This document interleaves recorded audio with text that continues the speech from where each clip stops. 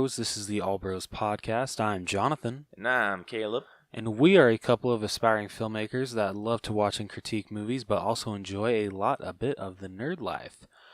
This week on the podcast, we'll be talking about some adventures in hunting. I've had quite the week with collecting, I almost said Infinity War, Endgame pops. And then we also got a Wally exclusive that will be coming on, that actually I think hit box lunch stores today and is going live tonight. And then we have a correction for the Blu-ray that we announced last week. And then through the wall, we got Disney announced a Hawkeye miniseries for Disney Plus. And then for this week's sneak peeks, we got 4 trailers, which is I don't think we've had this many in quite a while. It's been a hot minute. Yeah. We got The Secret Life of Pets 2, Child's Play, Star Wars: The Rise of Skywalker, and X-Men: Dark Phoenix. I hate that name. The Rise of so Skywalker? Much. Yeah, it doesn't fit with the last movie. Yeah, I know. The Last Jedi would fit a lot better. Yeah, shit, right? Yeah, it really would. Whatever. And then our main event of the evening will be our All Bros breakdown of Us. Hells yes. Yeah, so what do you say we get started? Let's do it.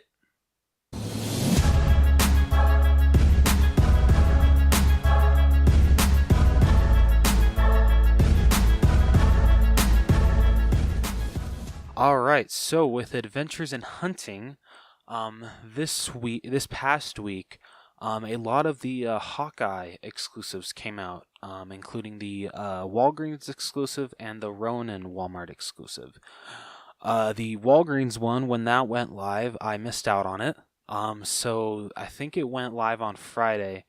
So literally that night after I got off work, I went to every single Walgreens that I could go to before they closed. So I hit up 5, and the last one had 2 of him. And both were pretty damaged. But I got the best one that they had.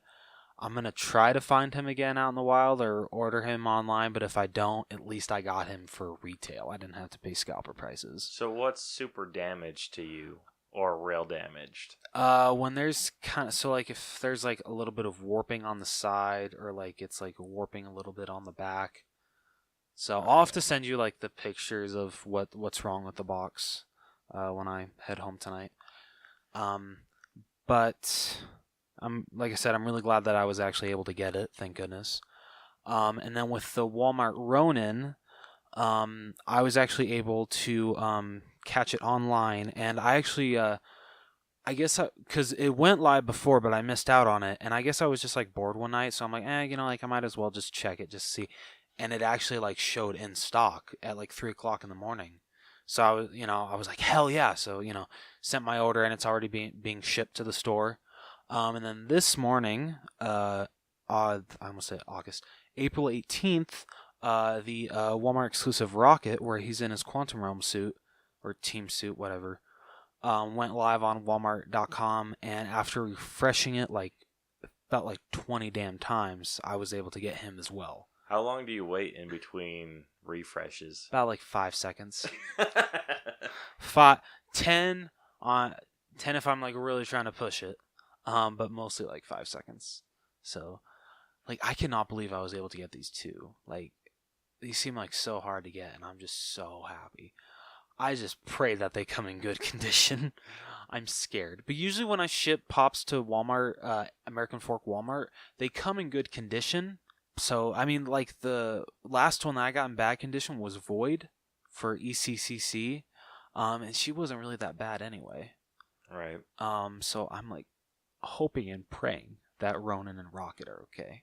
Dude, I'm waiting for, like, a Walmart exclusive that I want to come out to see if I can get Coy to hook me up.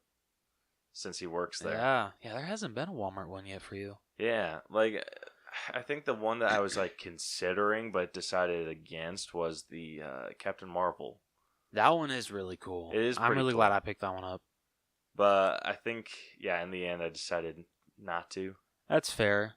I mean, I don't know. I actually like the Walmart exclusive glow in the dark better than the Target one. That's just me. Yeah.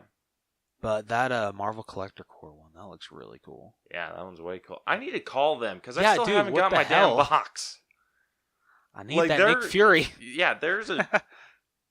I'm like 80% sure that I resubscribed.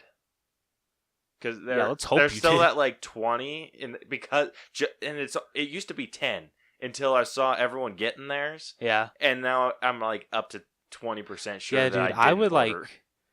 Well, don't you have like the Amazon app or something where you can like actually go on your account and see if you? Yeah, so I did, Yeah. and it says that I'm subscribed, Huh. but it hasn't sent me an order form or a like a tracking number or anything for Captain Marvel. Yeah, you better call their ass. Yeah, and I That's need to weird. like check and triple check to make sure I get the Avengers Endgame box. Yeah. Have they announced anything about that? Will be in that one? So the only thing that I've seen about it is they released a little like a trailer to it, like an announcement video, and it. Oh, the one with Thanos and Rocket. Yeah. That really teases it. So that it doesn't tease anything. It's Oh. just like the announcement for it. Can you imagine if like Rocket was the one that kills Thanos?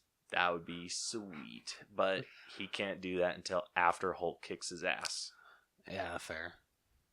Yeah, so I'm like 80% sure that I actually like ordered it. If I didn't, I owe you $15 for the Thor. I'll make a deal with you if I have an idea if like it actually didn't go through. I'll talk to you after. Okay. That's cool. Sorry, I'm like skipping ahead. I'm sorry. So that was my whole Walmart and Walgreens adventures. Came out on top. Yes. And then going live tonight, which I'm really hoping I can get, is the Earth Day exclusive Eve Pop that will be going to Box Lunch. And considering I have the Wally Earth Day exclusive, I'm really hoping I can get this one as well. Like, really, really praying. Because I think they both look great together. So it's really cool pop, and I think that's really cool that they make the. I want to say they make both the pop and the actual box out of recycled materials. I wonder if that would make them more like sturdier. That's a good question. Because if they do that, I wonder if like production for those is just more expensive. Because I don't understand why they wouldn't just do that across the board. Yeah, you got me, man. You got me. Interesting thought. Yeah, it is. No, that's a very interesting thought. And then with Blu-rays, so I lied last week. Glass actually comes out this week on Blu-ray. So I apologize about that mistaken information. Yeah, Misspoken. You bastard. Shut up. You haven't even seen the damn movie. Well, I haven't. Have you? No. Seeing it has nothing to do with the fact that you lied about it coming out. I know. 2 weeks ago. Dude, I can't believe that. I don't think Orem has any, but AF Target still has some of those steelbooks. For Glass? Yeah. I've been so tempted, but I'm not going to do it. It's such a pretty steelbook. Yeah, I mean that's a hard call. Yeah. No, I'm not going to do it. Not going to do it. Not going to do it. Okay. Let's jump through through the wall. With Disney Plus coming out, Disney has announced more TV shows that will be coming exclusively to their streaming service, and one will be a Hawkeye miniseries that will focus on Clint Barton handing down the reins of Hawkeye to Kate Bishop. And I do believe it's been confirmed that Jeremy Renner will be in this. Yes. Okay. He is confirmed to star in this. Hell yes. So these shows that like tie into like Marvel in any way. So we have a few. We have obviously the Hawkeye one. Yep. I don't think it has a name yet, but I'd be surprised if they didn't just go with Hawkeye. Yeah. Yeah.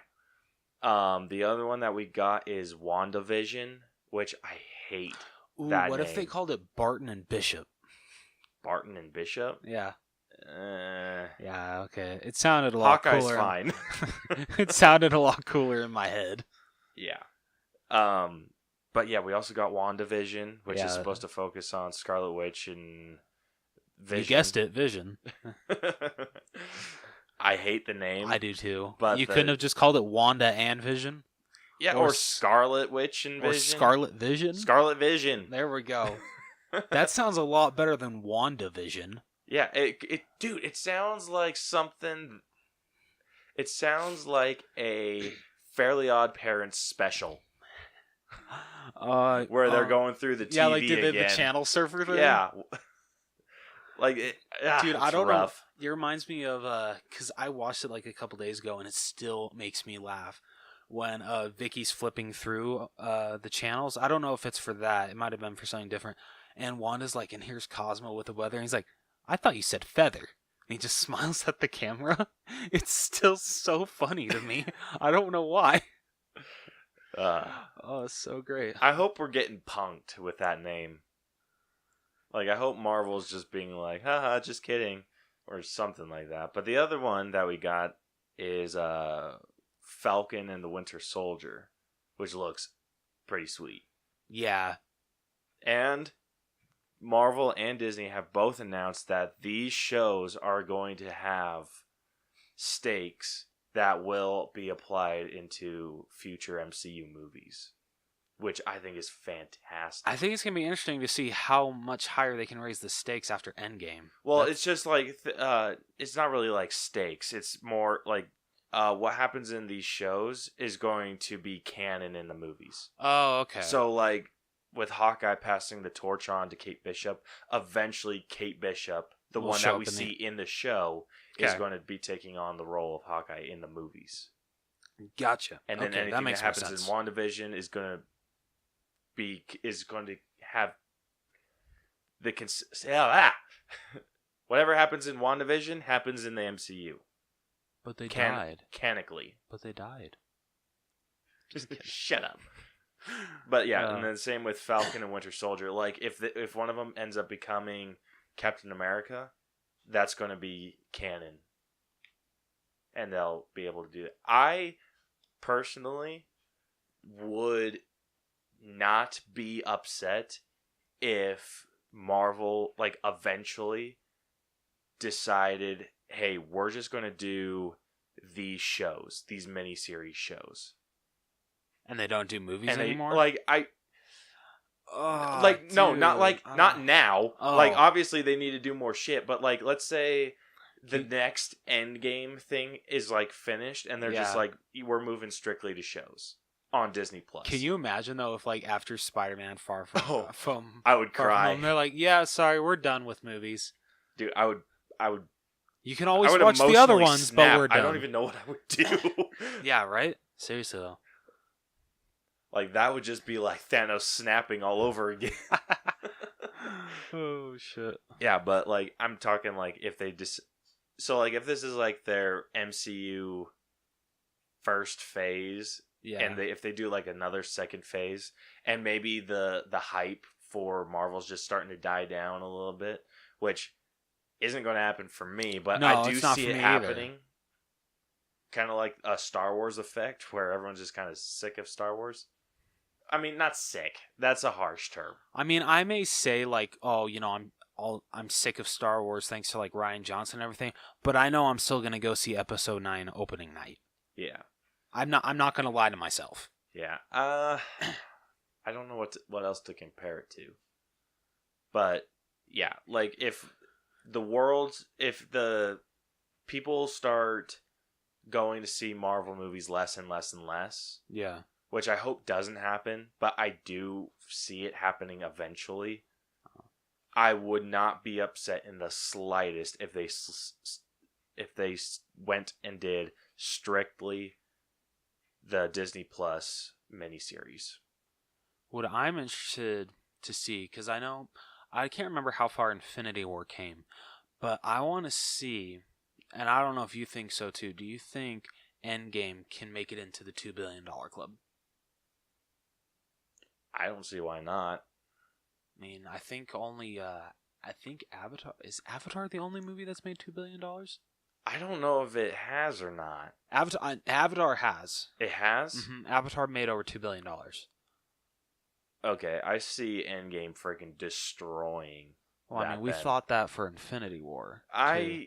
I knew it was going to make the $1 billion club, Well, yeah, but with how almost big every of Marvel an movie event does. this is, That's true. This is getting hyped to the max. Yeah, like you can't even like find a ticket really for like its opening week. Yeah, like I was just on the Facebook Marketplace and some dude was selling 2 tickets at the Vineyard Megaplex for $100. Yeah, and one dude was just like, "I'll take them," and I'm like, "You're a fool." Yeah. All right, $30 doesn't sound so bad now. Yeah, I see Endgame at least getting close. Like, so I'm really does it just count box office, or does it count like movie sales too, or like when it comes out on Blu-ray? I think it's only box office. Only box office. Yeah, I can see it breaking. I do too. I'm pretty sure because Infinity War is the biggest opening of all time. I'm pretty sure Endgame is gonna triple that. Well, not triple it, but it's gonna beat Avengers: Infinity War. Hell yeah! And that's gonna be so cool that Marvel's gonna have the top 2 biggest openings of all time. Yeah. Oh shit, dude! I don't remember there being like a whole lot of hype for Avatar. Yeah, that's what I thought too. But Avatar isn't a great movie. I never saw it, and what? Yeah, I've never seen Avatar, and my coworker keeps saying like, "Dude, you got to at least see the highest-grossing movie of all time." I'm like, yeah, I know, but like, it doesn't interest me at all. It doesn't really look that interesting to me. So like, I'll like see it maybe if I like catch it on TV or something, but I would never buy the Blu-ray because the Blu-ray is still like $18. Bloody hell! Yeah, like I'd only spend like $8, if that. If that show ever, or if that movie ends up on Netflix or Hulu, I'll watch it then. Break down. Yes. Okay. I'll watch it then. I want to see your thoughts on it because I think it's a good movie, not a great one. Is it kind of like a fun ride? Or is it even really that fun? Oh.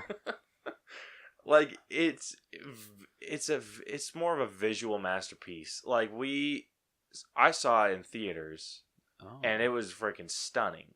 Okay. And I think that's what all the hype is about because the story wasn't super great. Yeah. Okay. But we'll leave that if we break it down. Yeah. But anyway, Disney Plus is going to have those shows that are canon to the MCU, the bigger MCU. That's going to be interesting. Yeah. Oh, and they did finally announce like how much. Did you hear how much it's going to be a month if you subscribe? Isn't it like $6.99? $8.99. So $8.99? Like what Netflix used to be. That's a really good deal. That's a damn good deal. Yeah, I'm totally signing up. I am too. Day one. I totally want Disney Plus. Dude, so when they released the pictures of like the logo for Falcon and the Winter Soldier, did you see that picture? Yeah, I did. Did you see what was underneath it? No. Lady and the Tramp. Live action with like real dogs. Why? You can't tell me that wouldn't be the cutest thing on planet Earth. I mean, we said the same thing about Lion King, but look at those pops. I'm just kidding. Okay, well, the toy transition wasn't great. Yeah, I know. I'm just kidding. the actual like characters in the movie look fantastic. Yeah. Yeah. Okay, look pretty good. Okay, yeah, as long as they don't try to do a live action Pinocchio, then I'll be fine. I see them doing a live action Pinocchio. The other 2 times they've done it, it failed. So haven't they learned? Has Disney? Or wait, done no, that? Sorry. The other 2 times that other studios have tried to do it, it didn't work out so well. Yeah, but that's other studios, not Disney. I know. Yeah, but Dumbo's not doing that well, which sucks because that's one of my favorite animated films of all time. I still need to see it. I gotta at least see it. I might go see that Tuesday. I'm not going to make any judgments because I don't feel Dumbo was marketed right. It wasn't. I agree. And I don't think it opened at the right time. I think it should, because March was so jam-packed with releases that I don't think Dumbo really had anywhere to actually get his footing. Yeah. I think this would have been a much better summer movie. Maybe a month or maybe a few weeks after What about Far From Christmas? Home. What about a Christmas movie? I don't know if that would work as a Christmas movie. Thanksgiving movie? I could see it working for a Thanksgiving movie. I don't know. But yeah, I think it should have been more so released in like maybe like June or August. I think that would have been a better bet for them. Yeah, like a summer blockbuster movie. Yeah. Mm-hmm. Like, but I mean, obviously we get Endgame out of the way, we get Far From Home out of the way, and then a couple months later, Dumbo. Yeah, but I mean that'd be like cutting it close to when The Lion King is supposed to come out. Because isn't The Lion King supposed to come out in August? Oh, shit, it is, huh? Yeah. So I would have moved Lion King to Christmas. Yeah. Okay. Dumbo after Far From Home. Far From Home stays. Endgame stays. I agree. Yeah, that would have been a really good way to separate the movies. Yeah, dude, we should totally be in charge of. We should. The release schedule for Disney movies. Bob Iger, hire us now. Yeah, we'll tell you where you can find us later, or you could just look in the description and find all the ways to contact us. Yes. Dude, how great would it be if we got a call? That would be pretty amazing. Dude, I'd probably get the call, or if either of us got a call or an email and they said, "Hey, this is Bob Iger," I'd be like, "Bullshit." It's like, sir, can we, is there a way that we can truly establish that it is you? Can't you just believe me? No, I'm sorry, sir. I've had too many of these fake calls. I ain't falling for another one. I gotta fully know it's you. Tell me something that no one else knows besides you. That is like hidden in the Disney Well, if vault. no one else knows, how would Okay, that that's confirm? You could just Damn make it! shit up. Damn it. Walt Disney is really frozen. Wait, he's not? I'm just kidding. It's It's like America Sings was never closed down. that's out for me. Yeah, I really wish I would have been able to ride that ride. Because that ride's just too cool. Like, honestly, he would just do something, like, super sketchy. Like, send the mouse after us or something. It's like, yep, you're the real deal. That's Mickey, right? Or is it Minnie? Anyway, I'm excited for Disney Plus. Definitely going to be signing up first thing. Oh, yeah. Have they said when it's supposed to, like, premiere? Ooh, good question. I would assume... Well, actually, wait, I think... Because I heard them say that, like, Captain Marvel will be the first Marvel movie to premiere on it. And I want to say it's actually in November. I think it's, like, in September or November. It's around that time period. That's a pretty good time period. Yeah. So, yeah. So the reason why there's so little through the wall news is because we're trying to literally avoid any type of news because we're afraid that it's going to spoil Endgame. Yeah. Because we don't know about you guys, but there was a huge thing just a couple days ago where a huge plot point in Avengers Endgame was leaked. Thankfully, neither of us saw it. Yeah, Thank it was goodness. a photo and some leaked footage, and yeah, so I was scared shitless. Yeah, the Avengers Universe page on Facebook put something out on there, and I think it was one of the admins that said, "Hey, this was spoiled for me. Like, avoid all this stuff." And then that's when the Russos and basically everyone did a "Do not spoil Avengers Endgame," which we're not. Yeah, I mean, I was kind of expecting them to come out with the whole, like, Thanos demands your silence, because they did it for Infinity War, so I would have been very surprised if they didn't do it for Endgame. Yeah, 'Cause- like, even our Endgame breakdown episode isn't going to be until... Because we're like, mini announcement here, we're moving our release date to Monday. Yep. Because it's just a little bit better than releasing on Saturdays. Yeah. But yeah, our Endgame breakdown episode isn't going to be until the week after Endgame comes out. So you'll have that weekend, that whole week, an extra weekend, and then that Monday will be when we release the breakdown. And if you haven't seen Endgame by then, come on. I'm not going to say come on because of how many tickets are sold out. If you haven't seen it by yet, I'm sorry. Like, that sucks that you can't get tickets. Like, that, considering how fast this shit sold out. Yeah, and if all else fails, just listen to other episodes. Yeah. You don't have to listen to that one. Yeah, there we go. I mean, Caleb and I were lucky to get the seats that we did. Holy shit. Yeah, and we have to go at like 10. Yeah, our showing's at 10:50, and I work at 10:30 the next morning. This is going to be so awesome. So ready for this. So great. You're going to get to work. I'm fine. I'll be just crying inside. Just after the ending. Like, no, Someone I'm goes good. to your manager, hey, your produce guy just broke down crying. Is he okay? You know, I think he was saying something about seeing the new Avengers movie last night. And they're just like, okay, I understand why now. Completely understand. I would leave him alone for the rest of his shift. He needs time to recuperate.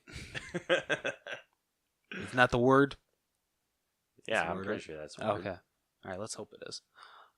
So that's why there won't be through the wall for, well, very little. This one and next week. Yeah. At least until after we've seen Endgame. Yeah. Then we're avoiding it like the frickin' plague. Then it's news galore, probably. Can you imagine? We're just like, oh, like, let's talk about this, even though it was announced 2 weeks ago, but it's still news to us. Yeah, So I think, like, for safety purposes, we're going to stick to pop figures. We're going to stick to Blu-rays. Through the Wall is going to be a little lacking, and this week's sneak peeks aren't going to suffer that much. No, Unless there's, like, nothing. That would suck. Or at least nothing new. But speaking of this week's sneak peeks. Yeah, good, what's the word? Segue. There we go, thank you. So yeah, like I said earlier, we got 4 new trailers to talk about. Starting off with The Secret Life of Pets 2. Such an original name. They added a 2 in everything. I know, right? I mean, they only said Despicable Me 2 and 3, so you really can't expect a lot from Illumination. Yeah. Mm-hmm. The only thing I expect from them is riding the Minion train, like, hardcore. Dude, they'll ride that until, like, I don't know. Until someone's just like, stop! I think, like, till the guy who does the voice for Minions actually dies. I don't know if they're going to do... Like, I don't know if they'd stop even then. That's a good point. Because they have, like, that magic frequency. That's a good point. For the Minions. So I think anyone can do it. Yeah, that's a good point. Shit. But anyway, we finally got our first full trailer of The Secret Life of Pets 2. I'm interested. I didn't hate the first one. I enjoyed the first one quite a bit. So I'm excited to see the sequel. It's still going to take me like a while to get used to Patton Oswalt's voice coming out of Max. I actually like it a lot better than Louis. I do too. I like seriously do too. It's just like so different that it takes me a little bit. It's almost like a different character. Yeah, but in a good way. Throws them off. But all the other voices are coming back, right? Yeah. Yeah, that's going to be awesome. The only problem I think like the only problem that I had with this trailer is the whole what's the pug's name? That dog? I think it's a pug, isn't it? The one in the blender? Yeah. Yeah, that was a little dark. Well, okay, that, and then the whole goes into Chloe's litter box, and he's like, "Oh, I found snacks," and he's eating her shit. That's freaking disgusting. Dude, that made me gag. Yeah, it legit made Caleb gag. It was pretty damn funny. But yeah. Cheap humor, Illumination. It's like as cheap as like when they did it in Toy Story 3 when Mr. Potato Head comes out of the sandbox and he's like, it was all dark in there, nothing but sand and a couple of Lincoln logs, and Ham's like, I don't think those were Lincoln logs. Yeah. It's cheap like that. Like, I may have laughed at that as a kid watching Toy Story 3. But, joke. Yeah, but like now I'm just like, why? Like, You say so as a kid? Well, like, that's Toy Story 3. Yeah. We weren't kids when Well, that we came were in out. junior high. That's not. Okay, well, we still found poop jokes funny, or at least I did. Okay, let's face it. We still find poop jokes funny. Yeah, but it has to be a smart poop joke. That wasn't a smart poop There's joke. no such thing as a smart poop joke, Yes, Rose. there is. Yes, there is. Name one smart poop joke. Okay, I can't name one off the top of my head. That's what I thought. Because they don't exist. I'll think of one and I'll have it for next week. I'm holding you to that. Okay. Yeah, it's gonna happen, bitch. I will take 3 fail points if you could find a smart poop joke. Deal. Sorry, I have to shake with my left. Okay, we just shook on it and you heard it here. Yeah. If you can't I'm so screwed. You might as well just add a 3 and make that a 4 right now. Yeah. Oh, we forgot to do the fail recap. It's 0-1 in my favor. Yeah, bitch. Anyway, overall, not a bad trailer. Yeah, I mean, I didn't really get well, I mean, I'm assuming the story is just like, I guess once Max and Duke's owner like has a kid, they feel it's, they have to like take care of this kid no matter what and all that stuff, which I like. I like that approach. And I'm excited to see these characters return, especially Chloe, because she was my favorite part of the first one, especially because I love cats. I hate cats. Well, I hate you. I'm phobically afraid of them still. Yeah, pussy. Pun intended. Funny. That was a really annoying line. Yeah, I know it was. It was meant to. And then our next sneak peek of this week is for the second trailer of Child's Play, the 2019 reboot. Hells yes. Which just keeps looking better and better, honestly. It does, like, these trailers, they don't give too much away. They don't, and I really appreciate it. Yeah. Like they it's give you just, like, little sneak peeks of Chucky here and there. Yep. Show what he's capable of. Yeah. Just, like, the crazy scenes that we're going to be seeing him in. And then they close it perfectly. Yep. With Mark Hamill's voice. I forgot what he said. Said good night, Andy. Yeah, freaking perfect ending. Right? Perfect and ending. What I loved is that he was still in like the silhouette. Like you couldn't see his face. I thought that was a good call. I actually really liked that. Yeah, I love that. And his voice, dude, sounds so close to the original. It does.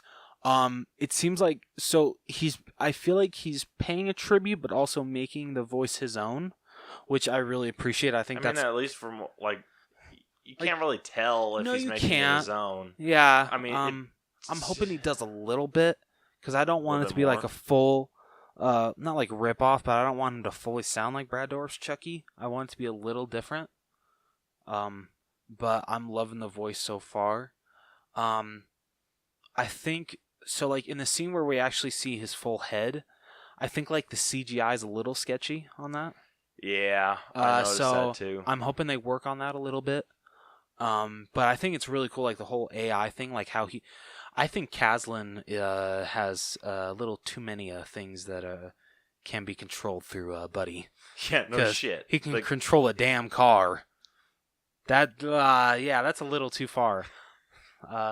Apple, please don't get any ideas. Yeah, we've seen how that works, and it doesn't end up like it's freaking Hunger Games out there. Yeah, right. And the odds are not in your favor. No. But I do like that they're not doing like the whole voodoo thing in this one. It's like just an AI that goes malfunctions or short wires, whatever. I wonder how far they're gonna take that. I don't know. It'll be interesting. You know what would be really interesting is if Chucky is like remote controlled by like a serial killer, and that like would just be hacking all that stuff. That'd be very disturbing. That would be it's pretty like cool. That's Charles Lee Ray, the one that's controlling him. Yeah, that would be cool. So you still get that whole like the serial killer took over Chucky thing. Yeah, but ooh, yeah. It's like that's what happens in the sequel. Dude, that'd be My so question cool. is though, if like they do make a sequel to this, because MGM only owns the rights to the first Child's Play, and Universal owns the rights to all the others. Right. So I don't even think if they make a sequel, they can call it Child's Play 2. They'd actually have to call it something different.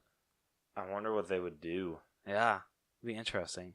Because I mean, if this one's good, I mean, I wouldn't mind seeing sequels.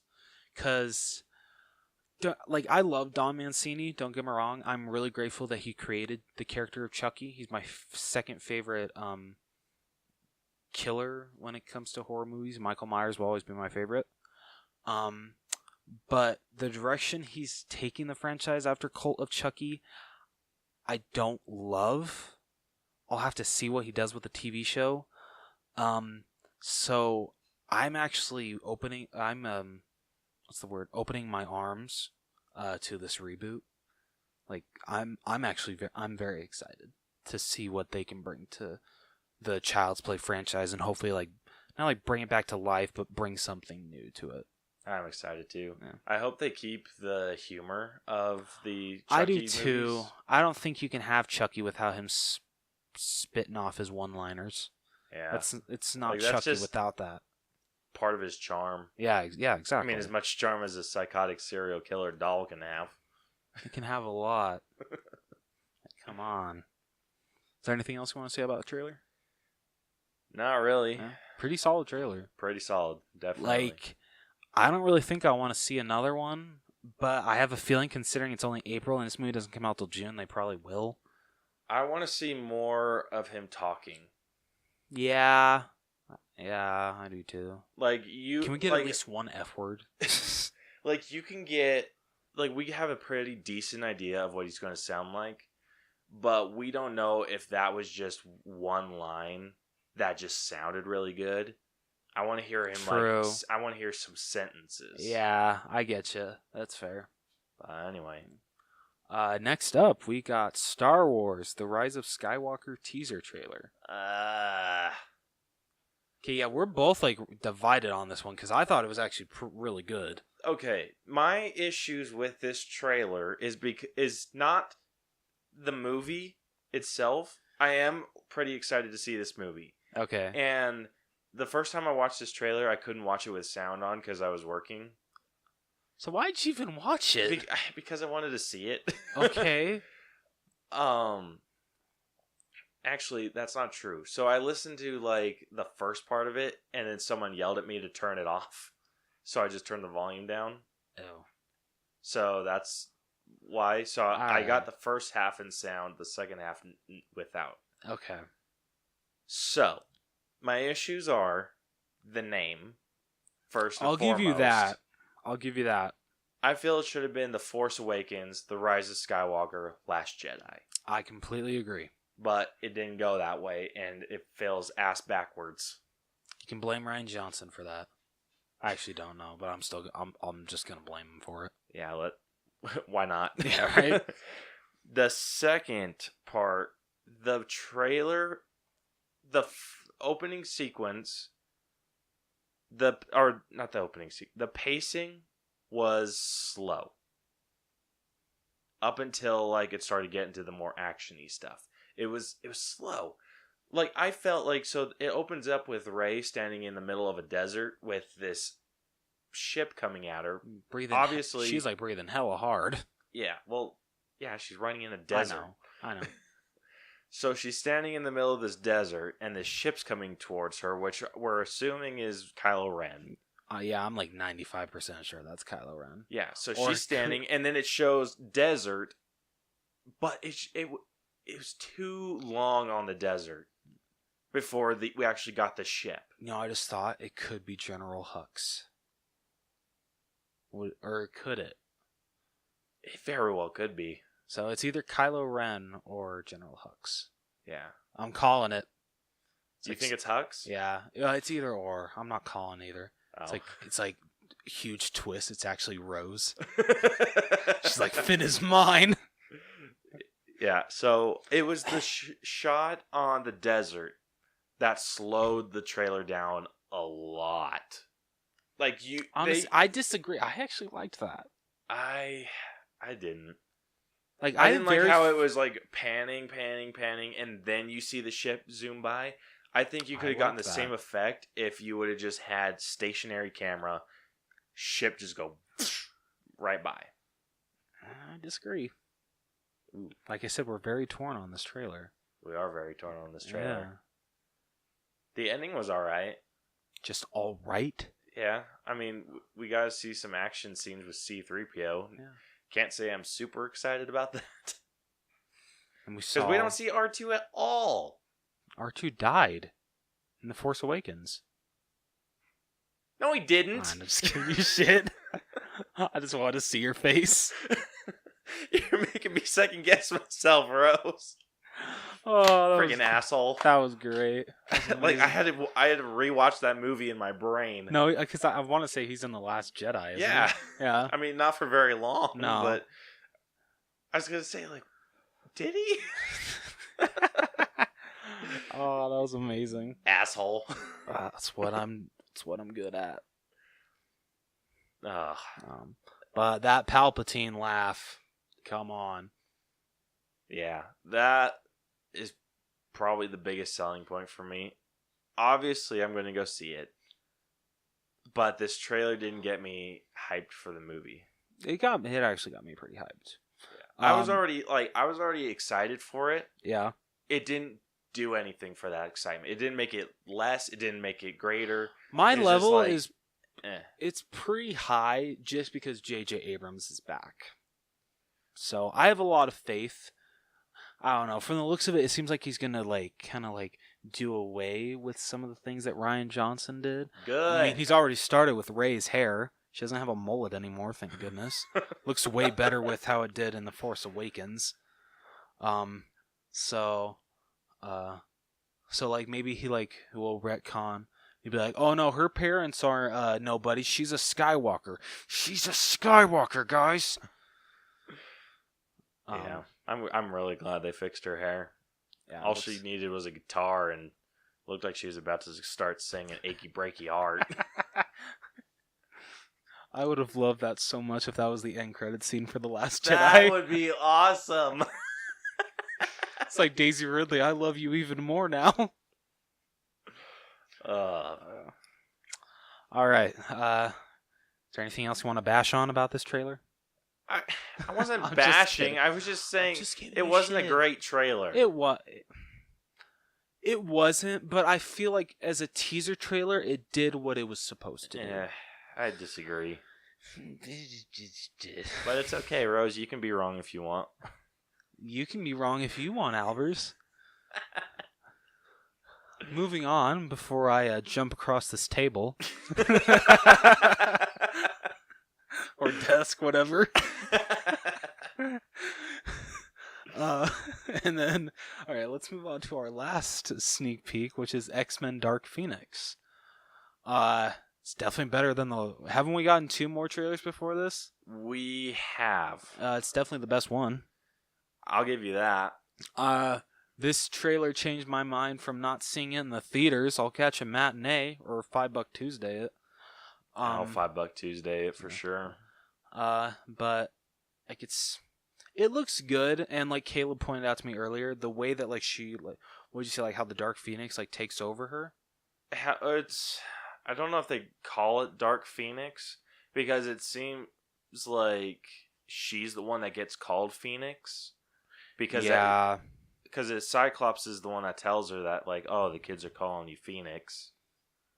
True. Which whatever, I guess that will get explained a little bit, but I like how she's the one that gets left on the ship, and then the power just kind of comes at her, and then Jessica Chastain's character says, this power's destroyed everything it's come in contact with until you. That's a pretty good selling point. My favorite line was, and I can't remember what he says, but Jean's are you trying to stop me or something? And it's Michael Fassbender's Magneto who says yes, and she's bad mistake, and she just starts oh, she says, "Are you threatening me?" Yeah, that's what it is. Yeah, and he's yes, and she's big mistake or something like that, and she starts doesn't she start shrinking his helmet? So Yeah, so like that's what we've seen before. Oh, where it's the helmet getting crushed on his head. I In don't remember this, that. she separated it. Okay, I think it's like she's trying to read his mind, and he's like, bitch, and then she like breaks the helmet, and he's like, oh, fuck. That was my favorite part of the trailer. That was awesome. I don't know why, but like the whole like Quicksilver scene where he's like running up to that looked weird to me. Yeah. I don't know why. It just looked weird. So I listened to this other podcast, Dynamic Duel. Yeah. Highly recommend it. But he was talking about that trailer with how Jean's powers work. Like if this was like an explosion kind of situation, or like she's making things float. Like things can be moved or pushed or pulled or whatever.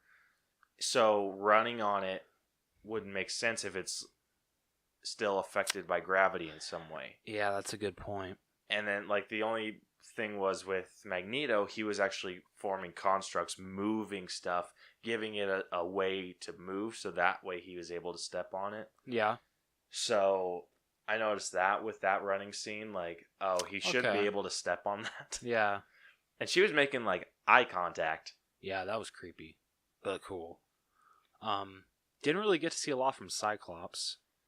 Dude, I'm still super pissed off about the suits. I am so mad. They look like they were bought at Party City. Yeah. Like, why would... It looks like they went back to, like, first class. It does. It really does. Like, why? You had, like, perfect comic-accurate suits in the... And Apocalypse. Yeah, in Apocalypse. It's disappointing. I wish that they would have kept the suits. Caleb, it's okay. You can cry on this podcast. We're all here for you. Dude, I get super mad. Like, you had something so good. Like, the only redeeming thing from that movie was that you made Professor X bald, finally, and those suits. And they're not even going to do anything with them. I mean, I enjoy actually just more than that with X-Men Apocalypse. I'm probably one of the only people that will actually defend that movie, because I actually really enjoyed that one. But... yeah, this one. The speeches in that were like really good. Oh yeah, Oscar Isaac was amazing as Apocalypse. Yeah. Like as its individual parts were good. The movie as a whole wasn't great. Yeah, that's fair. But I think we're going to get the same issue. I think individual parts are going to be good. I feel this will actually might be a step down from Apocalypse. It looks like it's going to be, which pains me to say. Dude, like, you know it's going to be rough because of all the reshoots they had to do. Yeah, no kidding. And with how close it is to releasing. Yeah, when does this come out again? Is it the end of May? I think it's the end of May. Okay. Yeah, I guess we'll find out when it comes out, but yeah, not holding my breath. I kind of want to do a breakdown of this one. I think we should. Just because it is the final X-Men. Is it? Yeah, they've said that this will be the final X-Men movie that is focused around, I think, the young versions. Or, like, that has this cast in it. Okay. So I think just because, like, an homage to everything else that's come before, we should break down Dark Phoenix. Hope that it's a proper send-off. It's probably not going to. I think Marvel's just going to be like I think when Marvel bought Fox, or when Disney bought Fox, and Fox is just like, okay, we still have like one more thing we need to do. And it's like they took a shit in a Tupperware container and they're like, here you go. And they're like, thanks. I guess. Very nice analogy. I like it. Yeah. I wonder how quick Marvel's going to jump on the X-Men bandwagon. I just hope that Fantastic Four follows. Yeah. I want to see Fantastic Four before I see another X-Men. I do too. I want the Fantastic Four to actually be done right for once. Yes. Just copy what we did in our Fantastic Four Dreamcast. Yeah, there we go. Yes, our audio quality wasn't great, but the story was a lot better than anything we've gotten to date. Yep. Exactly. All right. How would you rank these? Okay, well, number one's not going to come as a surprise. Child's Play. Yeah, I'm the same way.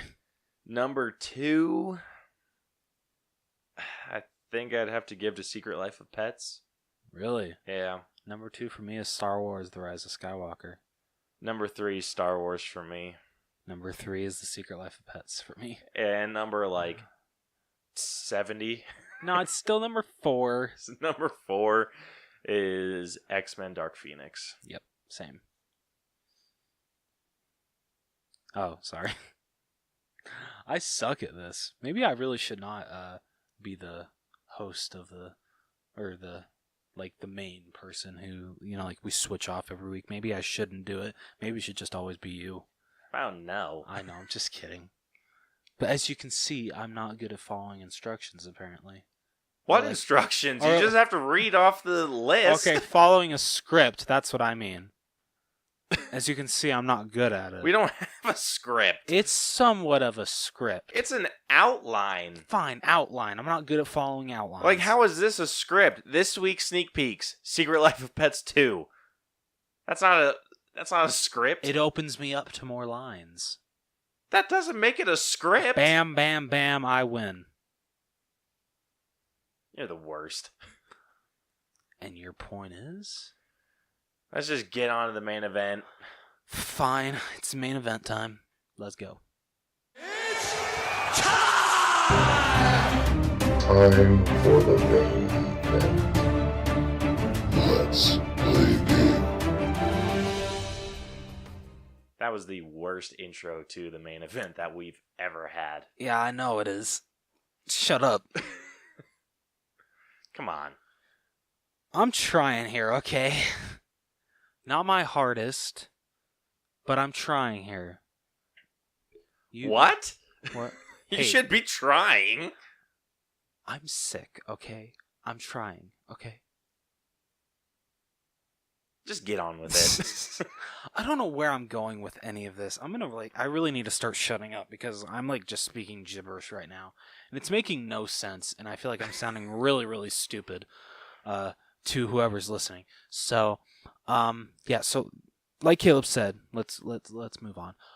So this week's main event of the evening, we will be doing our All Bros breakdown of Us, Jordan Peele's second movie, which I can't really judge it off of Get Out because I've never seen Get Out.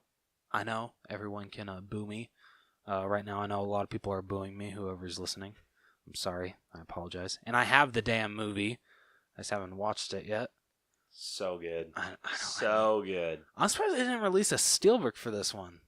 For Get Out. Get Out? They're doing one for Us, which I cannot wait for. It looks awesome. I can't wait to pick that one up. But I'm really surprised they didn't do one for Get Out. But if they do, I'll pick it up, even though I haven't seen it yet. I'm fine with having multiple copies of a movie. Anyway, so let's move. Let's start breaking this baby down. I, being Jonathan, have the synopsis of Us. I don't think anyone was confused by that. I mean, maybe to some people I sound like you sound like me. To who? I don't know. Maybe to at least one person that's listening. Our voice isn't that similar. You never know. I'm pretty sure I do know. Twilight Zone. Oh my gosh. Oh, I have lost complete control. You really have.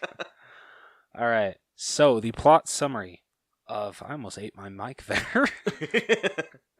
The plot summary of Us. In order to get away from their busy lives, the Wilson family takes a vacation to Santa Cruz, California, with the plan of spending time with their friends, the Tyler family. On a day at the beach, their young son Jason almost wanders off, causing his mother Adelaide to become protective of her family. That night, 4 mysterious people break into That That night, 4 mysterious people break into Adelaide's childhood home where they're staying. The family is shocked to find out that the intruders look like them, only with grotesque appearances. Cool. Makes you really think, like, what, like, I don't know. Like, I kind of want to just, like, go home and just, like, look in the mirror and just be like, okay, like, how would my, because in the movie, your other person is called your tethered. So it'd be interesting just to, like, make it, like, I don't know, like, how you would see your tethered be. Yeah, I wonder what that's based off of, though. So for those of you who never listened to our breakdown, we split the movie into a bunch of different categories that we grade on a scale of 0 to 100, or 1 to 10, with some of the ones that we don't have a whole lot of thoughts on, like music and costumes. But we have it split up into story. We used to do theme, but now we're going to do writing, acting, character development, which I think is going to be a little hard for this one. Like, yeah. Is this something that we could, like, skip? We might have to with this one. Yeah, we got music, the effects, costumes, and then a genre grade, which I think the main genre is easily horror. Yep. Subgenre? What are you thinking? You have suspense on there? Thriller? Yeah, I got thriller. Okay. Close enough. I'd say so.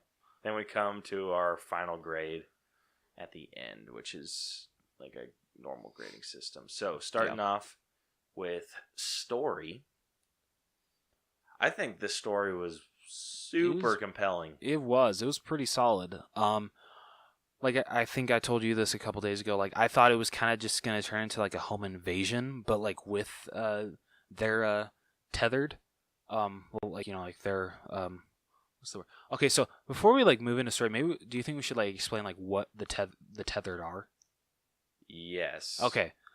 So this is like kind of like spoiler alert. Yeah, huge spoiler alert. So in this movie, towards the end, you find out that every person has the tethered. They have basically kind of like the shadow of themselves that basically kind of like they do the exact same thing you do, but they live underground. They get like the shittier side of your life. Like say like you have like 2 beautiful children, they have 2 monsters. Like kids that are not like all there. They're not, like perfectly normal. I guess I don't know how that sounds like so mean. Well, it's true. They so the way that they explained it is that it's these 2. So the government found a way to clone, but they couldn't clone a soul.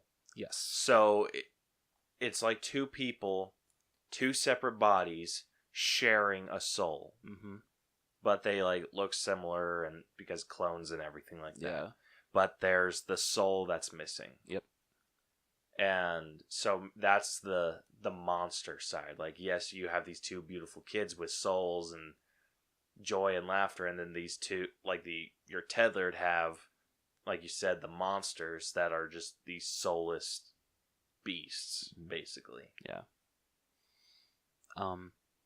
So it's more so like really explained towards the ending that like the whole like tethered thing was just like a science experiment that was abandoned, didn't really go anywhere. But these tethered now live like underground in the sewers, just underground and everything, and like they mimic everything that we do, every movement. So it's very interesting because I thought like when like within the trailers you thought that it was just going to be like these 4 that have another version of themselves, but no, it's every single person. And from the trailer I kind of got it as like, oh, like you're like your own worst enemy. So I thought like in a way like it was kind of like not like a figment of their imagination, but like it wasn't exactly like real. It was just them like fighting their inner demon. Right. So like with like how Jordan Peele like did it, how it was like like this whole science experiment that like threw me through a loop, but I loved it. I loved everything that he did when it came to explaining how the tethered came to be. Yeah, I thought it was going to be the same thing where it was them just fighting a dark version of themselves or I mean, whatever. even if he just did that, that'd be really cool. Yeah, but it didn't end up going that way. And this movie, like I think, like you said, he left it for interpretation. With a lot of the scenes. Yeah, he really, especially towards the ending. Mm-hmm. And I know a lot of people didn't like that. Like they hate that. Like they kind of like have to come up with their own thing. I liked that. I do like that he kept this movie a lot, very open-minded. There's someone, I'm not going to say who, but there's someone in my family, not my family, not my immediate, but just, that Brielle talked to. Okay. And she was saying that we were going to go see that movie. Yeah. That we were going to go see Us. And they told her that Us is super stupid and all this other crap. After watching it, I'm like, you just didn't get the movie. Yeah. Like, if you thought this was a stupid movie, you didn't get it. You really didn't. It's not even close to being a stupid movie. Yeah, it's one that makes you think. There's nothing stupid about that. Like, this is smart horror to me, and I love it. And I know, like, so Caleb's wife, Brielle, like, kind of wants to kill me because I didn't warn her about a jump scare that's in the movie, and I totally forgot that this happened.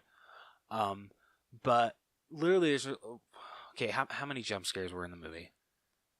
There was one, like, real big one. Okay. Maybe 2 or 3. But, I mean, other than that, it was, like, smart scary. Yeah, right? It was. It was more just, like, your heart's racing. Yeah. Scary. So, yeah, there was really no, like, cheap tricks when it came to actually scaring the audience. And, like, after this movie, I cannot wait to see what Jordan Peele does next. I mean, we got The Twilight Zone out right now, so... I watched the first episode of The Twilight Zone. How is it? So good. Okay, I gotta start watching it, because I want to see so much more from Jordan Peele. Like, yeah, so... I don't know where I was going with this. So yeah, that's kind of like the gist of the story. That everyone has a tethered, and that it's kind of weird how like it's set up to where, but I don't know, like should we spoil like the? This is a spoiler review. Okay, I didn't know if like we should like really, because this is like a huge like thing that happens. But so in the beginning of the movie, Lupita Nyong'o's character. Her and her family are at like kind of a carnival, and she goes away from her parents, and she goes into this kind of like hall of mirrors kind of thing, and she sees herself, but it's actually not a mirror. It's like actually it's actually like a real clone, and the other clone I think just like grabs her neck, isn't it? And then it just like cuts to black. Well, it didn't even do that. So when it like opened they just, up, like, smiled at her. No, right? Not even that. I can't. So the first scene is her walking into the Hall of Mirrors, looking around and like back against this what you think is a wall of another mirror, and then she turns around, but what you think is the reflection doesn't, and so her eyes just get wide, and then it cuts. Oh yeah, that's what it was. Which was very smart. That was a great way to start the film. But then it showed at the ending that when this whole scene went down, the tethered version of Lupita Nyong'o's character switched with the real version.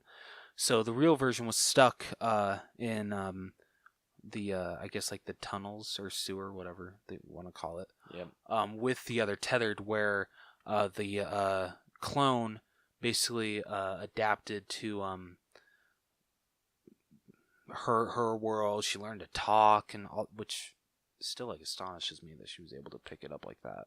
Or I mean, I don't know. Well, I don't know how long it took her to like actually like start talking it, because like when like after this whole ordeal happens, her parents are like saying like, you know, like, oh, she won't talk, you know, she's too traumatized and everything.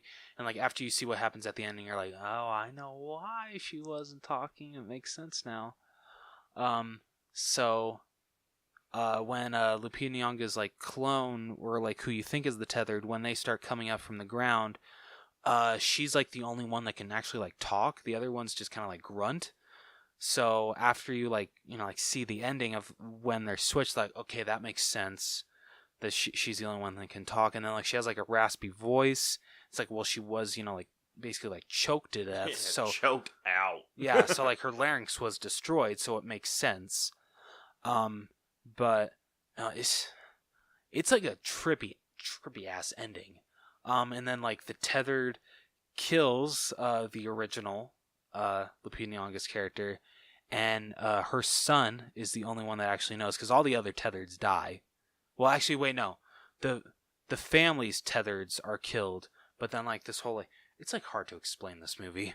It is Like the whole Hands Across America thing, and like how like that's like the last thing Lupita Nyong'o's character saw before she was put into the tunnels, to where she thinks that's the way to unite this this country, I guess. It wasn't about like uniting this country thing. It was sending a message. Yeah, that they've lived in the shadows for long enough, and it's time for them to take their chance, their place. Yeah. Like their rightful place. And I think there's like one of those open for interpretation things is that maybe if they kill the other body, they get the soul. I didn't think of that. Jordan Peele's even smarter now. Yeah, like it's never said. It's never flat out said. But that's a good, yeah, no, I like that you pointed that out, but I mean that can be assumed. Yeah. But yeah, like what you said, so Adelaide, who is played by Lupita Nyong'o. Yeah, Nyong'o. Sorry, I forgot her name. So yeah, so I put it right there in the notes. I'm stupid. So there's two. So there's Adelaide, which is like the original tethered. This is like really funky to explain. Like, I don't even know how. Like, I don't know how to describe it, because because you can't say, like, it's weird. Like it feels like I'm over explaining. Like I'm like Adelaide Wilson, who was the original tethered, but decided to come out, but now she's not the tethered. Yeah, right. like it's just funky. You just have to see this damn movie. Like, yeah, you got to see this movie. Yeah, but the story of this whole thing is the tethered, or the dark version of this person, of this woman Adelaide, is like coming after her, and you think that it's her tethered that can just talk for some reason, when all the other ones can like grunt or make these weird freaking noises. Yeah. So she thinks that she's getting hunted down, which she kind of is. But she's trying to send, or Red, which is like who we think is the tethered. Yeah. She wants to send a message to the world saying that we're like kind of a whole we're not going to take this anymore situation. And so they get these uniforms. They figure, hey, we're going to go kill the original, in quotes, and like I said, maybe get a soul, and then we're going to do Hands Across America to basically show off our accomplishment. Yeah, show off the accomplishment. Yeah. And like through this whole thing, they're just being, the family, or the Wilsons, are being hunted down by their tethered version. Yeah. And all the same with everyone else in their vicinity.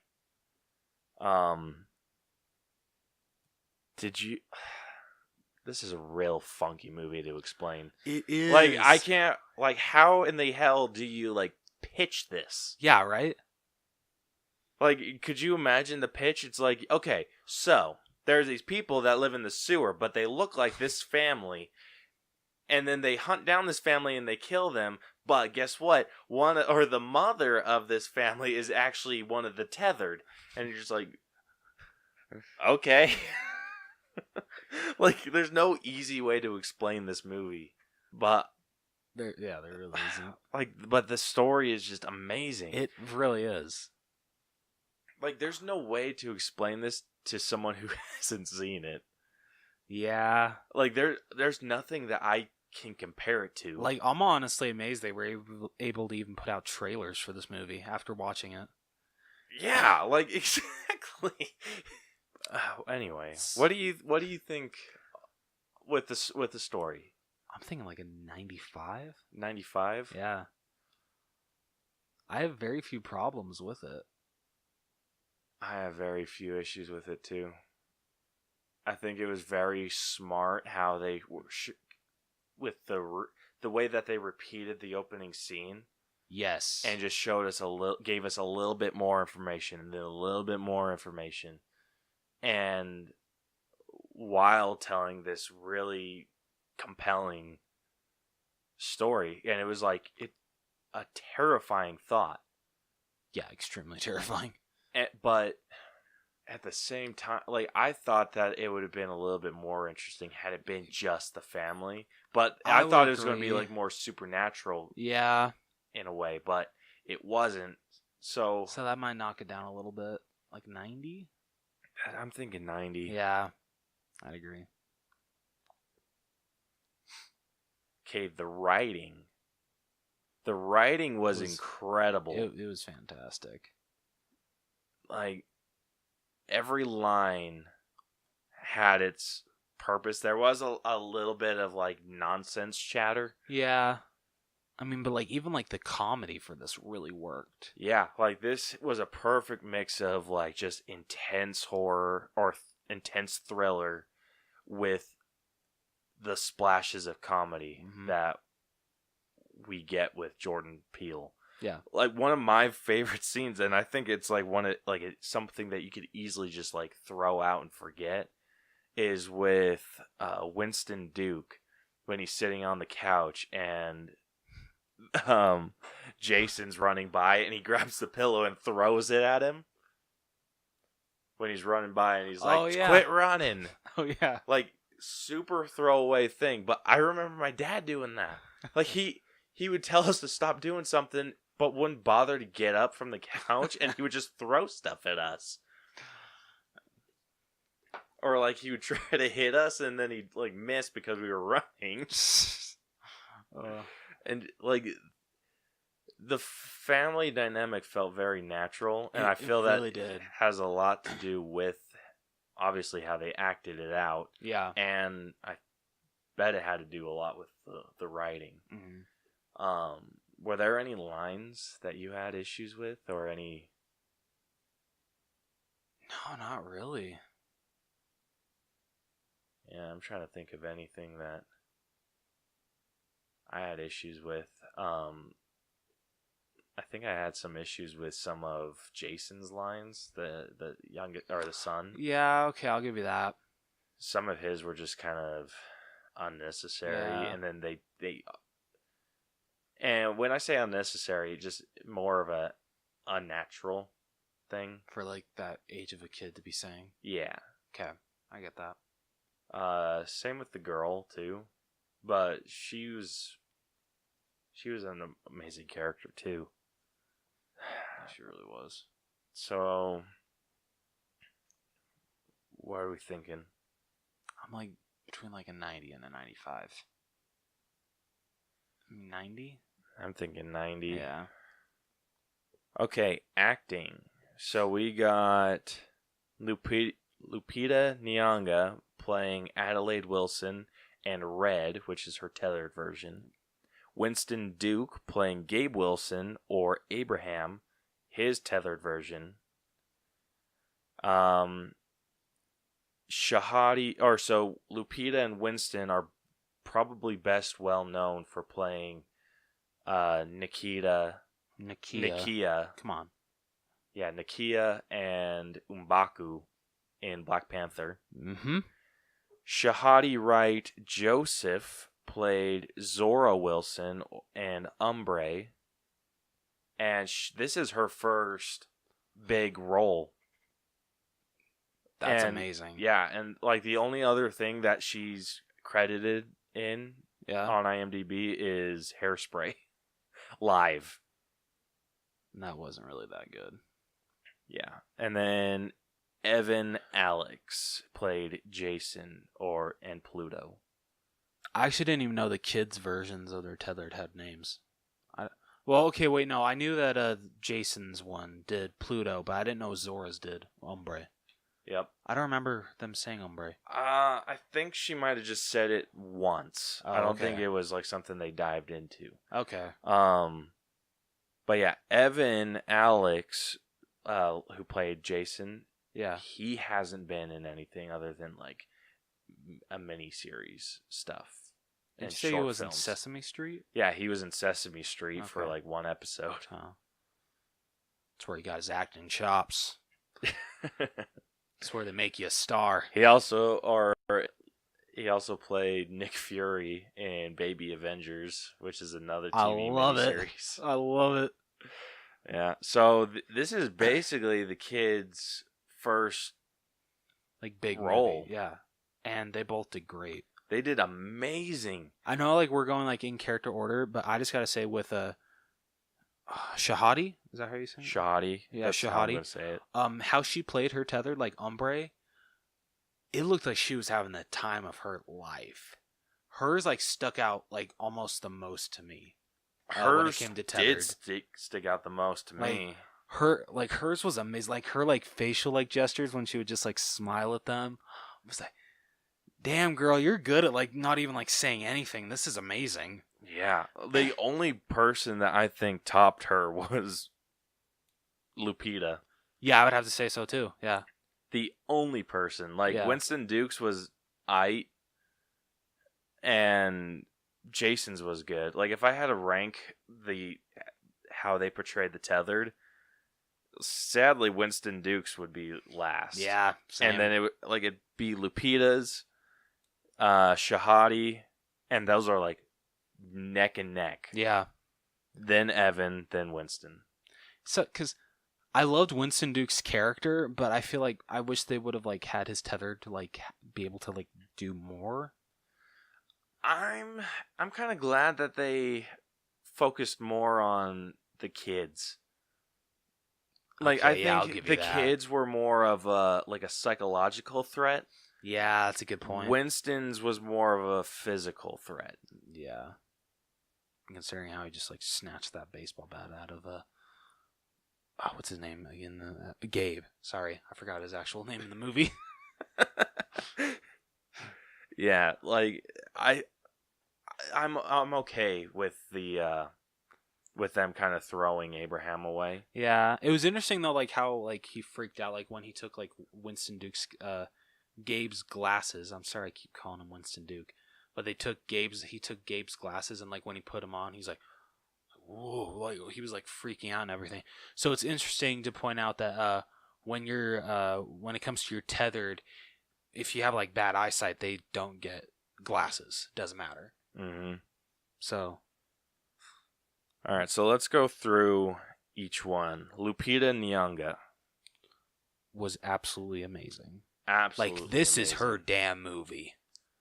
It totally is. She rocked it with both roles too. I mean, I liked her as Adelaide, but I loved her even more as Red. Just like her acting chops in this movie aren't amazing, and how she was able to talk in that voice, and I'm sure she got a sore throat after this shit. I'd be very surprised if she didn't. I'm trying to that voice. That's more of like trying not to use your vocal cords. So I have a hard time thinking that she would get the sore throat from that. I'm sure. I don't know. But I'm like super curious because it sounds like she's struggling to talk. Yeah, it does. Hard. Yeah, but she conveyed that very, very well. Yeah, like super well, and she was able to keep it up like very consistently. Mm-hmm. And I'm trying to think of any issues I had with her, but I can't think of a damn thing. I had absolutely none. None. 100? Yeah, 100 for Lupita. Okay, Winston Duke, who played Gabe Wilson and Abraham. When it came to Gabe, I loved him as Gabe. He was like kind of like the comedic dad that was like still trying to stay hip with his kids. Yeah. I thought that was a cool touch. But kind of like how you pointed out, like how with his tether, like they kind of wanted to, you know, like mainly like focus on the kids and like how like psychologically different they are compared to their real versions. And so like his character was kind of like you said, like kind of like the muscle of the family, really, like the intimidating one. Yeah. So like I said, like he didn't really get a lot to do with his tethered. But I mean, like what we saw was fantastic from him. So I would dock him a little bit just for that. But everything else was good. Yeah. I really liked how very subtly he was kind of the one that was like Adelaide played more or Lupita played more of the one in charge role. Yes, she really did. Yeah, than Winston did. And I think that worked in the movie's favor. I think it really did. Not really crippling him, just wounding him enough to where walking is where he can't do that, where he taking away his physical intimidation from the movie, kind of like that's all he really had. Yeah, he was just the physical powerhouse. Honestly, when his so when Abraham started dragging Gabe away, I like the first thought that came to my head. Oh, okay, well there goes the dad. He's dead. I thought that too. Yeah. I'm so glad that they didn't do that. Yeah, I'm really glad the whole family survived. Yeah. Well, I mean, we don't know that considering that she's the tethered version, but we'll never know unless there's a sequel, which I don't even know if there will be a sequel. Yeah. So, yeah, I liked how, I loved how they did that, and I think he portrayed the whole. I'm just, for lack of a better term, being crippled. He portrayed that really well. He really did. And he had like some of the best one-liners in the whole damn movie. He did. He totally did. My favorite scene with the humor was when they were talking about their kill count. Yeah, and he's like, "Well, I killed myself and the other dad, so I think I win." I would agree. If you kill yourself, you kind of automatically win. Yeah, totally. You totally win. And the little girls where she's what's her name? Zora. Zora. Yeah. Where she was saying like, "Hey, I killed both of the twins," and then she's like, "One of the twins." Oh yeah. Yeah, she went like freaking mean with that golf club. Like, damn. Yeah, I was just like, freaking get it, girl. So Winston Duke, I'm thinking 90. Yeah, that's what I'm thinking too. I mean, he did amazing. He did, but he did better as Gabe than he did Abraham. Yes, I agree. Moving on to Shahadi Wright Joseph, who played Zora. I see. When it comes to her, I think she did better as her tethered than she did as her. She did. As she her. Did. Like some of this is just real backwards. Yeah, it's weird. So honestly, there's not really a lot to say about her. Like, she did really good at both, but especially as her tethered. Like, oh my gosh, it looked like she was having the time of her life. Yeah, her character was a bit inconsistent. It was. Or Zora. Yeah. Umbre was freaking fantastic. Yes. Like, I'd give it 100 if I didn't have to compare Zora. Yeah. No, but Zora, she was very inconsistent. Yeah. With her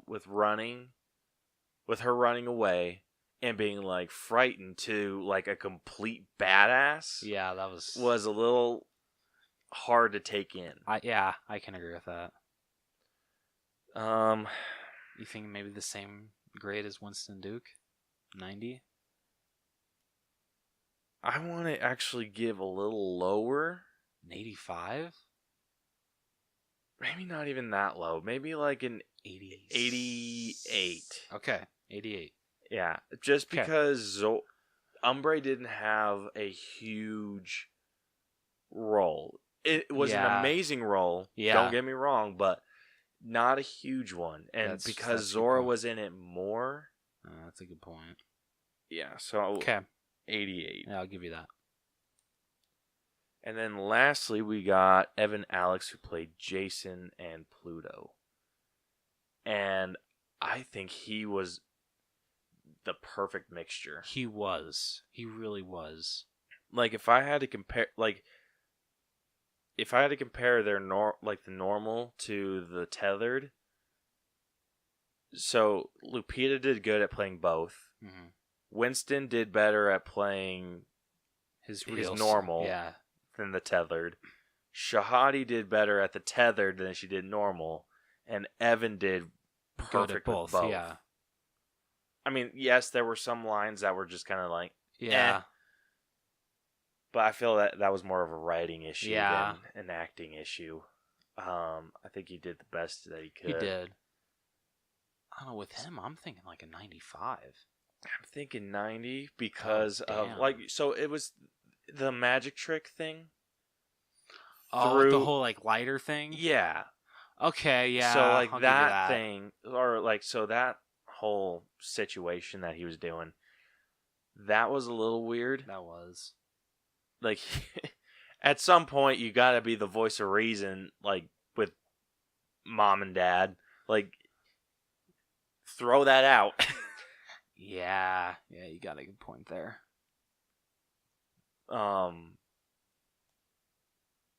Yeah, and then Pluto. Yeah, I thought Pluto was freaking crazy. I guess they're the only two that were able to actually have connection, but the moment that Jason was able to control his tethered Pluto to be able to walk into fire, I was like, what the shit? Okay, so you can control your other half? Okay. Yeah. Can someone explain that? Can anyone else do that, or can this kid only do it? Yeah.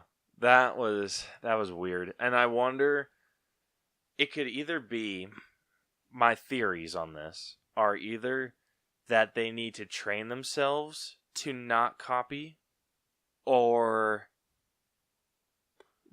or because of the the weird connection thing they had in the playroom. Yeah. And the whole copying thing. Your whole theory though, with how they have to train themselves, that does make sense considering how young he is, and he probably has a hard time doing that. Right. So both of your theories are actually great. They totally make sense. So I applaud you for coming up with really good theories. But just still without any explanation, it's just still weird that okay, so we can't. There's a way to where we can control our tetherd's every move, or is it just kids that can do it? Yeah. So. Yeah, it's kind of a funky thing. It was a cool scene, though. I kind of almost want to go back and dock writing a little bit because of that. Yeah, I kind of do too. 85 for writing? Yeah. Okay, we're replacing the 90 and changing it to an 85. Yeah. But what did you think of I'm going to agree with you. 90. 90? Yeah. Okay. And that gives us an average of 92 for acting. Yeah. Character development is really freaking hard to do in a horror film. It really is, because these characters really don't go anywhere. The only one you can really do it with is Lupita Nyong'o's character, and there's not really much you can do with her. Yeah. So, should we just skip it, but that's gonna affect the score. That's the thing. Yeah.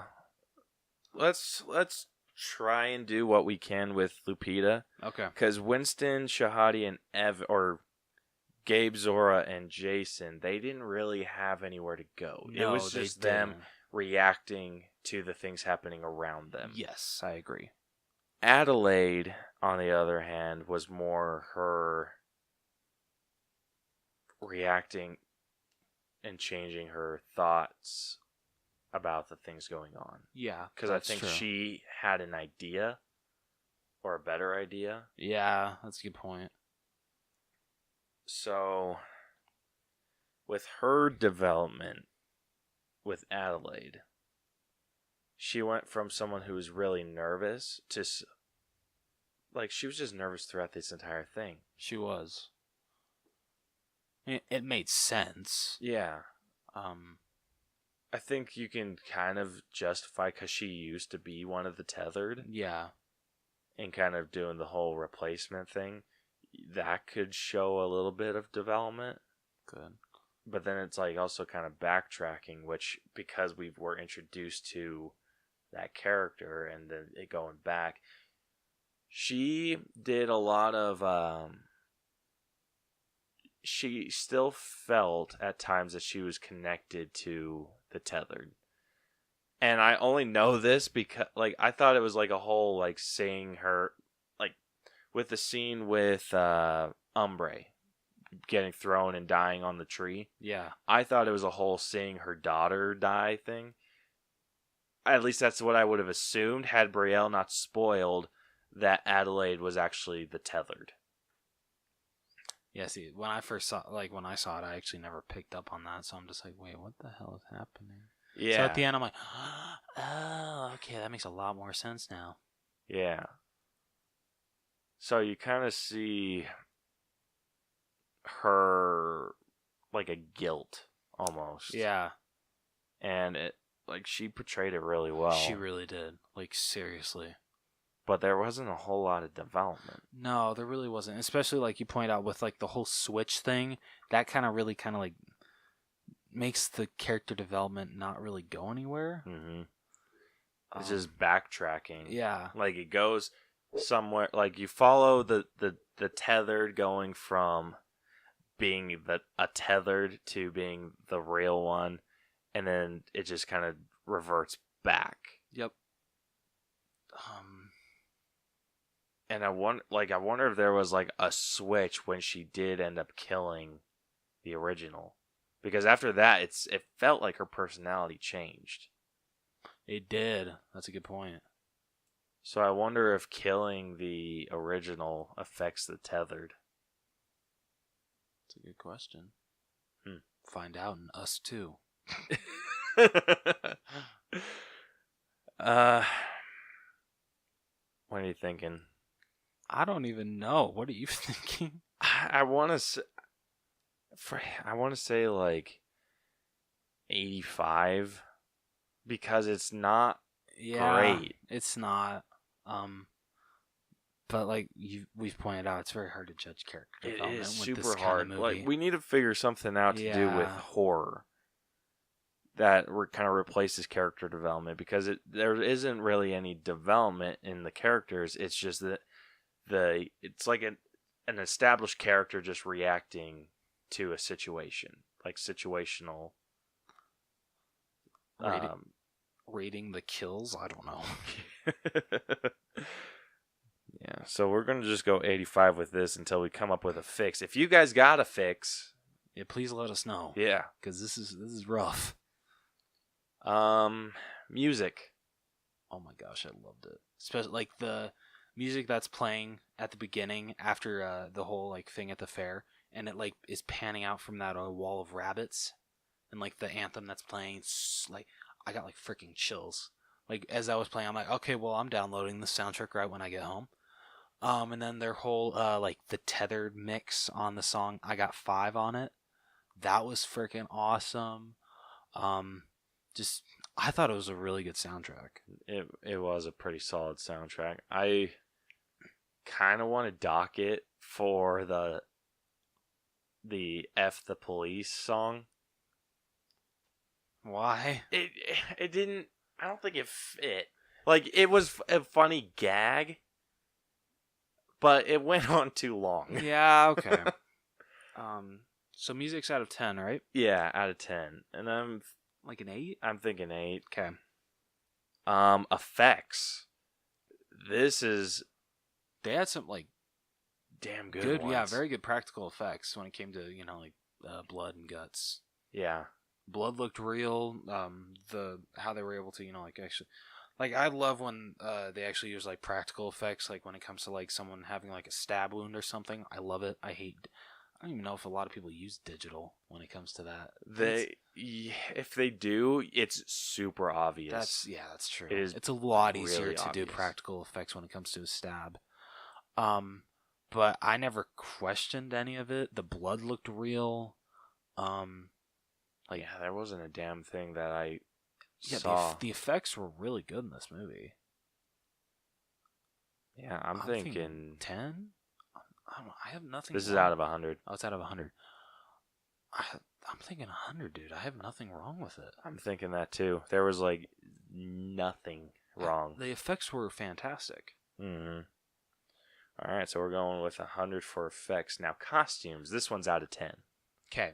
I feel like with costumes, do you think we should judge it off like the Tethered's costumes? Like So we can do both. Okay. But there was nothing really special about the family's costumes. the families kind of just wore like regular clothes, but I thought it was interesting the choice of what the Tethered wear when they rise up. It's a red jumpsuit. They wear a brown glove, and they have a pair of gold scissors with brown sandals. A lot of people call them Jesus sandals. You almost called it Jesus sandals. Don't even lie. I I know. Like I saw that. I saw resisted. your little like that look in your eye, the hesitation. Yeah. You're like, "Ooh, should I?"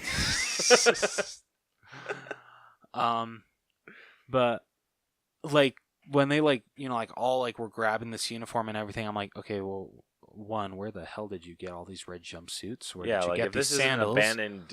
If this is an abandoned government experiment, who the hell's funding all of this shit? Yeah. Like, seriously. I mean, they look badass, though. They do. They look really good. Like I told you, I'm pretty sure this is going to be like one of the number one costume choices for this coming Halloween. Because, I mean, it'd be awesome to dress up and like see what you would make your Tethered look like. Yeah. If I do, I'll be walking around night blind because I can't wear my glasses. But when it comes to just like, because you really can't judge like the family's costumes because they're just really like just normal clothes. Yeah. But when it comes to like the Tethered's costumes and like the whole red jumpsuit and everything, I thought it looked awesome. I thought it worked. Jordan Peele pulled it off really well. The only problem I have with it is where the hell were they able to get hundreds and thousands of these? Yeah. That's really the only problem I have with it. Yeah. The only issue that I had with the costumes was with the Tylers, with the dad. Why? Of the other family, because he put on a robe over it that kind of was just like funky looking. Like none of the other. I think that was kind of like meant to be just like as a throwaway joke, I guess. Yeah, it was odd. Yeah, okay, I'll give you that. Like, so I'm thinking 9. Yeah, otherwise, I would give it a solid 10. But yeah. just because of that one little thing. Yeah, I'll give you that. Yeah, I give it a 9 as well. All right, and finally, genre grade. So this was a horror thriller, and how did you think this one worked as? I think it worked fantastic. I think for being Jordan Peele's second movie, I think he did a great job. He had me on the edge of my seat once the family's Tethered came into the picture. I was on the edge of my seat pretty much the rest of the movie.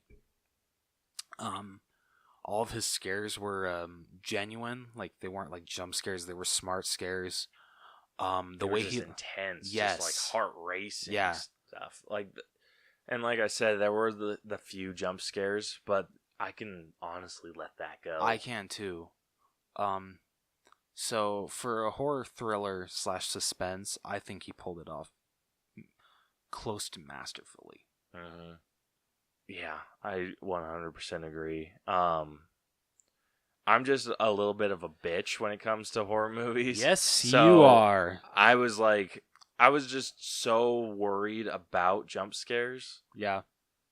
that it was like a bit distracting. But once I was able to like think about it and just the feeling I got before, it was just, like I said, heart racing, just like what's going to happen. Because like in horror movies, something with horror movies that you don't get with any other genre is the thought everyone in this movie is disposable. Yeah, that's true. And so that just builds up a whole lot of tension. Like, I know people bitch and complain, like, when they try to pull a whole fake death scene in, like, a superhero movie, they're like, oh, you're going to kill off the title character? Like, bullshit. Like, yeah, but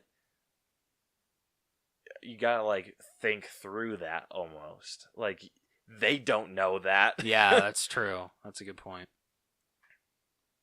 But like in horror movies, and especially if you don't hear like a name like Freddy versus Jason, you know Freddy and Jason are going to be in it, and one of them's either going to die or they're both going to live. Or like the Halloween, Michael Myers is going to make it. Yep. Yeah. But in like with this, where it says us, you don't know who's going to make it. Nope. And that's insane. And like, ooh, chills. So, right? yeah, I think you hit it on the head pretty good with this being damn near flawless. I'm thinking 95. That's what I was thinking too. Cool.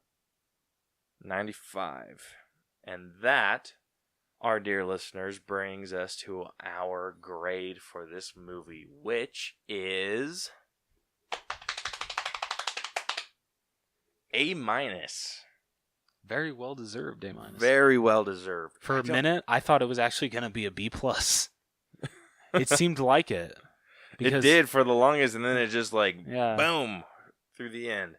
Because I didn't know how you were going to feel when it came to a genre grade, so I had a feeling like that it was going to say a B+, and I was going to be like, well, I mean, I thought it was going to be an A-, but okay, a B+, but no, got an A-, so hell yeah.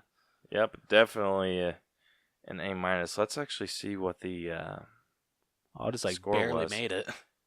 Yeah, but like barely. Yeah. So the average came to a 90.25%. And that puts us, we actually don't have a whole lot of like A. Yeah, it's mostly B's. Mhm. B's and C's. Mostly B's. Like, Mostly holy shit, Bs. that's a lot of B's. A lot of B+. Yeah, but I think it's a very well-deserved score.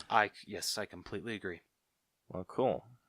Well, I believe that concludes this episode. Yeah, I believe so as well.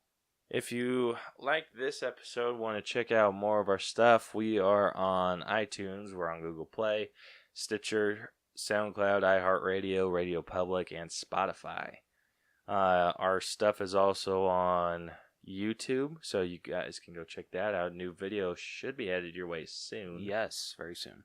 And be sure to follow us on Facebook at facebook.com/The Allbros, or on Twitter, just follow at The Allbros. No punctuation on either of those. If you have something you want us to discuss in the next episode, or a movie that we should see, be sure to email us at theallbroschannel@gmail.com. Or you could fill out our form, which is on our website, tinyurl.com/The Allbros. So, I asked a question of the week this week, but didn't get any responses. And I tried to, because I missed the one for Shazam, I went back and asked one for Shazam and didn't get any responses. Sad. And then the one before that, where we did How to Train Your Dragon: The Hidden World, I asked one, and I did get a response, but it wasn't until after we recorded, because we had to do it early that week. Oh, yeah. But we did get one regarding How to Train Your Dragon 3, which is, I asked which one's their favorite and why. Okay. And we got a response from Victor from the Tailgate Talk, right? No, he doesn't do Oh, tailgate. sorry. Crash Oh. and Taz is movie seller. That's what it is. And he says, to answer your question, I think for me it's a tie with the second and the third movie. In my opinion, there is a lot of character development and change, and some pretty big events happen that make those changes more necessary. For example, in the second film, Hiccup is reluctant to become the new chief and doesn't want or know how to be a leader. He struggles with knowing what it means to be a leader, but his dad, being killed, forces him to take on that role and helps him realize what he needs to do to fill that role as Chief of Burke. I know it has been said that the character arc was very sudden, but I think given the nature of the movie and the characters' personalities, it was all necessary. I know all the movies have that sudden arc that, again, I think for these movies, it works. I know I said it was a tie, but if I had to choose, I would probably say Hidden World would win, only because I like having that closure in movies and television series, so when there is a definitive end to the movie, I liked that it gave me that closure. It was nice that they are reunited at the end, and it was heartwarming, but you still know that Hiccup and Toothless are going to go on with their lives afterwards. So in short, How to Train Your Dragon, Hidden World. I completely agree still. Yep. And apparently the All Bros grading system agrees as well. Yes. Yeah, so next week we're going to be doing a breakdown of Brie Larson's directed movie Unicorn on Netflix. Store, Yeah, right? The Unicorn Store. Yeah. Which I've already seen and loved. Yep, I'm going to check it out this coming week. And what should our question of the week be? If you had to name a store after an animal, what would you name it? Well, that's kind of dumb. Well, I don't know what else to think of. I don't So know. The Unicorn Store is a movie about creativity. Yeah, okay. So what is something that in your life that you are what's your creative outlet? Yes. It's a lot better than my question. I'm not good at Yeah, the what's your question creative outlet and what would you name your store? Hey, they could I'm trying to think of the Dingo Depot. I don't know. The Dingo Depot? I don't know. What the hell? I don't know. I don't know. Freaking where people lose their babies.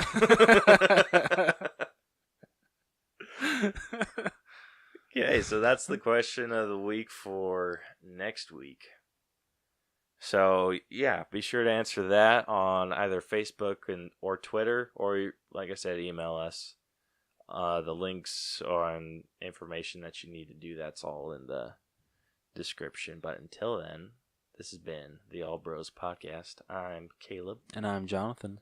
And we'll catch you guys next week. Deuces. Goodbye. I kind of faded off of that. Ugh. Yeah, a little bit. Sorry about that.